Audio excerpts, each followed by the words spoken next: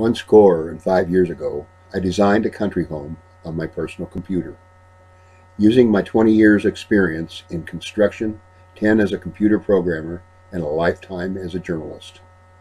At the time, I had no idea where I was going to build it, and as I drew the plans, I began a quest that would take me from the Mexican to the Canadian borders.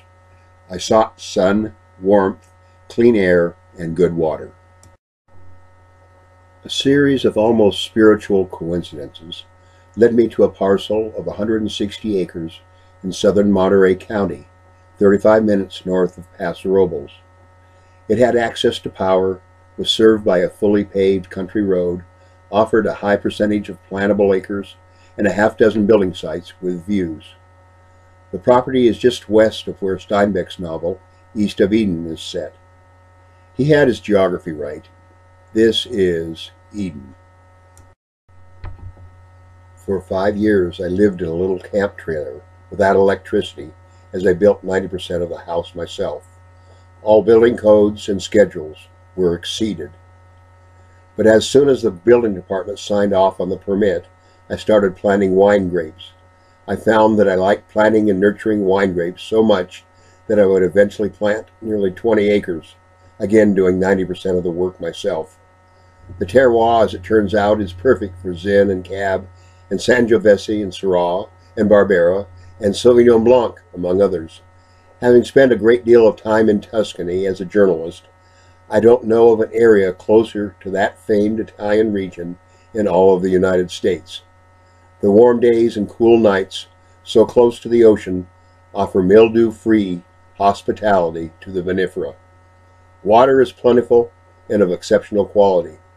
The zoning is for 40-acre minimums, which ensures against water depletion that some areas of Paso Robles suffer.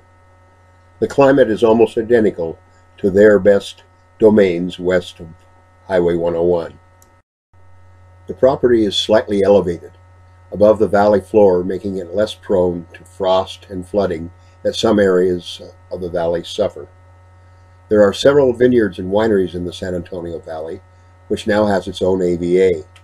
To the best of my knowledge, mine is the first here since the Padres cultivated 2 centuries before in the nearby mission. Following in their tradition, there is also about 1/4 of an acre of Italian varieties of oil olives planted. Architectural features include 80 to 100-year-old Douglas fir flooring recycled from the barracks of Fort Ord. 10-foot ceilings downstairs and 8-foot upstairs are accentuated with open beams, craftsman lighting, and ceiling fans throughout. Stained glass cabinet doors grace the kitchen. Some finish work and repair are required. The house boasts 3 wood-burning fireplaces and 2 heat pumps that keep it toasty in winter and are seldom called upon in summer, as the windows are opened at night and shut in the morning. There are 3 full and 1 half baths, 3 bedrooms, a huge kitchen, and a family room designed for a full-size pool table. Additional attributes are the solar panel connected to the grid and a 900-square-foot basement. The attics have 14-foot peaks that could accommodate a 3rd story with dormer windows, adding another 2,000 square feet to the living area, a bed and breakfast, or maybe a brothel if you're so inclined. In 2005, I became a winery and was bonded with a 5,000 case permit. In 2008, I offered my first wine and new book just as the economy tanked. In 2009, I launched the suit against the banks. Last October, a settlement was reached after the 4-year war that I consider the greatest experience as a citizen of this grand country that I've ever had. I didn't lose, but the settlement wasn't sufficient to satisfy the bills that have accumulated.